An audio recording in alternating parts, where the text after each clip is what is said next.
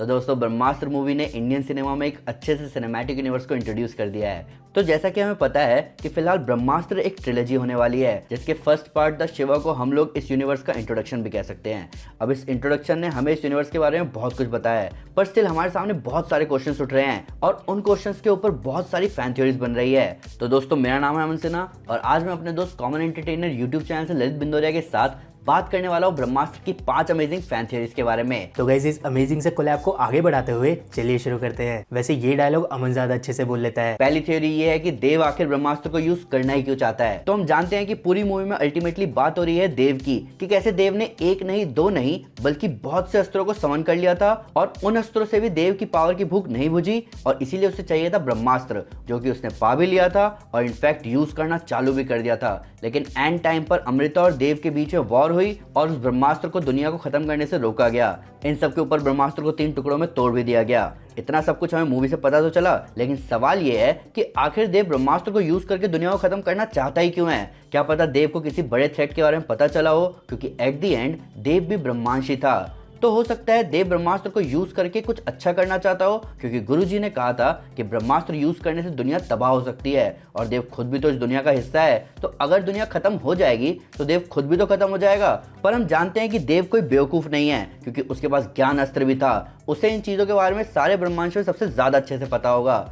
या फिर देव सही में ब्रह्मास्त्र का भी उस्ताद बनना चाहता होगा, क्योंकि गुरुजी ने खुद भी कहा था कि देव के पास बहुत से अस्त्र थे, लेकिन वो उस्ताद था अग्नि अस्त्र का। उसने ऐसी अग्नि निकाली कि उस अग्नि के आगे सारे अस्त्र फीके लगने लग गए। तो भाई फिलहाल थ्योरी तो ये है, पर आने वाली मूवी में देव की स्टोरी देखने में हमें मजा बहुत आने वाला है। तो गाइस ब्रह्मास्त्र की सेकंड थ्योरी आती है ईशा से रिलेटेड कि आखिर ईशा है कौन। कहने का मतलब ये है कि आउट ऑफ नोवेयर एक लड़की शिवा की लाइफ में आ जाती है, उनकी अच्छे से बातचीत हो जाती है। शिवा अपने लाइफ की सबसे बड़ी इनसिक्योरिटी उस लड़की के साथ शेयर कर देता है। वो लड़की शिवा को आग से खेलते हुए देख लेती है। इनफैक्ट हजारों सालों से जो ब्रह्मांड का मठ सब लोगों से छुपा हुआ था, वो नॉर्मल सी लड़की उसे देख भी लेती है और सारे ब्रह्मांड से मिल भी लेती है। कुछ तो गड़बड़ है यहाँ पे। ईशा का मेन कैरेक्टर हमसे छुपाया जा रहा है। मतलब भाई जब मैं ये मूवी पहली बार देख रहा था तब मुझे इंटरवल के बाद हर वक्त यही लग रहा था कि अब हमें ईशा की इविल साइड दिखेगी, लेकिन पूरी मूवी में ईशा सिर्फ शिवा का नाम ही ले रही थी। क्या आपको नहीं लगता कि हमें ईशा के बैकग्राउंड के बारे में ज्यादा कुछ नहीं बताया गया कि वो कौन है, क्या है और क्यों है। देखो भाई ईशा से रिलेटेड बहुत सारे सवाल है और ये भी क्लियर है कि ईशा का कैरेक्टर मूवी में तो बहुत इंपॉर्टेंट होने वाला है। चाहे हम बात करें वो अंगूठी के बारे में जो कि ईशा ने पहनी हुई थी, जिसकी वजह से सब लोग ये कह रहे हैं कि ईशा ही जल अस्त्र होगी, क्योंकि वैसी सेम अंगूठी हमने देव के हाथ में भी देखी थी जब गुरुजी शिवा को उसके माँ बाप के बारे में बता रहे थे। तो अगर ऐसा है तो भाई ईशा भी देव की टीम में ही होगी, जिसका असली रूप हमें ब्रह्मास्त्र के पार्ट 2 देव में दिखेगा, क्योंकि देव अब जिंदा हो गया है। तो गाइस थर्ड फैन थ्योरी आती है क्या गुरुजी इस ट्रिलॉजी के विलन है। लेकिन अगर हम पहले की थ्योरीज को रेफरेंस ले तो ये बात बिल्कुल सही बैठती है। हम जानते हैं कि गुरुजी देव के साथ मठ में थे और उस टाइम ये दोनों स्टूडेंट्स थे। तो इसका मतलब ये है कि उस टाइम पर कोई और गुरुजी थे। तो क्या पता देव के ब्रह्मास्त्र को यूज करने के पीछे उन गुरुजी का कोई हाथ हो और वो गुरुजी ईवल हो और उनसे दुनिया को बचाने के लिए देव ब्रह्मास्त्र को यूज करना चाहता हो, लेकिन उन गुरुजी ने सारे ब्रह्मांड को देव के खिलाफ कर दिया हो और अभी वाले गुरुजी को गुरु बना दिया हो, सिर्फ ये कहकर कि ब्रह्मास्त्र देव के हाथ नहीं लगना चाहिए। और उससे बड़ी बात ये है कि गुरुजी के पास ये पावर्स बहुत सालों से थी, तो वो चाहते तो वो इन पावर से दुनिया की हेल्प कर सकते थे, जैसे कि शायद देव करना चाहता था। पर ये करने के लिए उसे ब्रह्मास्त्र चाहिए था, लेकिन गुरुजी और मठ के सारे लोगों का एक ही कहना है कि ब्रह्मास्त्र देव के हाथ ना लग जाए। साथ में हमें ये चीज तो मूवी में ही दिखाई गई है कि किस तरह से शिवा ने ब्रह्मांड को ज्वाइन करने से मना कर दिया था, लेकिन गुरुजी ने साफ साफ शिवा को मैनिपुलेट किया उसके पास्ट को लेकर, जिसकी वजह से शिवा को मजबूरन ब्रह्मांड को ज्वाइन करना पड़ा, क्योंकि शायद गुरुजी जानते थे कि वो खुद या कोई भी ब्रह्मांड देव से नहीं जीत सकता, तो उन्हें अमृता जैसा कोई हुक्म का इक्का तो चाहिए ही था। फोर्थ थ्योरी आती है कि शिवा और देव के बीच में अगर वॉर हुई तो उसमें जीतेगा कौन। तो जैसा कि हमें पता है कि पार्ट 1 के क्लाइमेक्स सीन में जब ब्रह्मास्त्र को जोड़ा गया था उससे देव जिंदा हो गया है और मूवी की स्टोरी के हिसाब से देव से बड़ा थ्रेट अभी कोई नहीं है और वो जिंदा हो गया है, जिसका मतलब साफ है कि देव और शिवा के बीच में हमें पार्ट 2 में करंट टाइमलाइन के हिसाब से एक बहुत तगड़ी वॉर दिखेगी। लेकिन सवाल अब ये उठता है कि इस वॉर में कौन जीतेगा, क्योंकि एक तरफ वो है जिसके पास पास एक नहीं, दो नहीं, बल्कि बहुत सारे अस्त्रों की पावर्स है। और दूसरी तरफ वो है जिसने अभी अभी अपनी अल्टीमेट पावर को अनलॉक किया है, मतलब वो है जिसने ब्रह्मास्त्र की पावर को भी रोका है। तो देखो भाई, इस थ्योरी के लिए दो केस बनते हैं।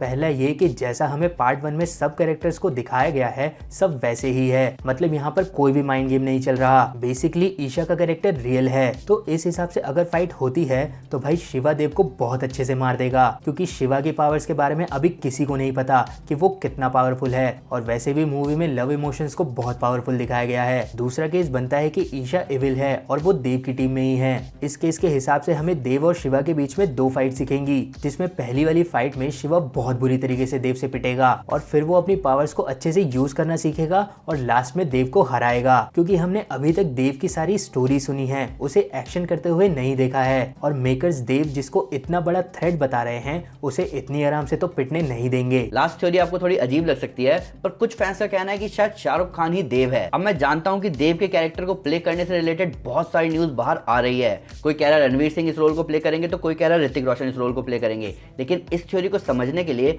हमें उस टाइम को याद करना होगा जब ब्रह्मास्त्र का ट्रेलर रिलीज हुआ था। उस वक्त सब लोग ये कह रहे थे कि देव का कैरेक्टर शाहरुख खान प्ले कर रहे हैं, क्योंकि ट्रेलर में जहां देव को दिखाया गया था वो बंदा फिजिकली शाहरुख खान जैसा लग रहा था, मतलब उनकी बॉडी स्ट्रक्चर शाहरुख खान से मिल रही थी। लेकिन भाई मूवी में शाहरुख खान का कैमियो एज मोहन भार्गव दिखा दिया गया है, जो कि ओनर था वानर अस्त्र का। तो अब ऐसा तो नहीं हो सकता कि वो पहले जो हमें शाहरुख खान जैसा दिख रहा हो उसे हम बाद में मना कर दे कि शायद वो शाहरुख खान नहीं भी हो सकता है। तो क्या पता ब्रह्मास्त्र मूवी में शाहरुख खान का डबल रोल हो और हमें शाहरुख खान ही देव के कैरेक्टर में दिखे, और इस चीज को मूवी में पहले के ब्रह्मांश मठ से जोड़कर दिखाया जाए कि मोहन भार्गव ट्विंस थे। तो गाइज, ये थी ब्रह्मास्त्र की 5 अमेजिंग फैन थ्योरीज। अस्त्रवर्ष, जिसे ब्रह्मास्त्र सिनेमैटिक यूनिवर्स भी कहा जा सकता था, शायद वो उतना अच्छा साउंड नहीं करता। उसका अगला पार्ट 2 साल से पहले तो हमें नहीं दिखने वाला, तो तब तक ये फैन थ्योरीज ही हमारे पास जिनके हम मजे ले सकते हैं। तो गाइज, फिर भी अगर हमसे कोई डिटेल मिस हो गई हो या आपके पास कोई फैक्ट हो इस वीडियो से रिलेटेड, तो हमें कमेंट बॉक्स में जरूर बताएं। तो दोस्तों, अगर आपको वीडियो पसंद आए तो इस वीडियो को लाइक करें, बहुत पसंद आए तो चैनल को सब्सक्राइब करें, और मेरे साथ साथ मेरे दोस्त कॉमन एंटरटेनर को सब्सक्राइब करना ना भूलें, जिसके चैनल पर हमें दूसरा पार्ट दिखने वाला है इस वीडियो का। Thank you guys, this is Aman Sinha and you are super super. Piece.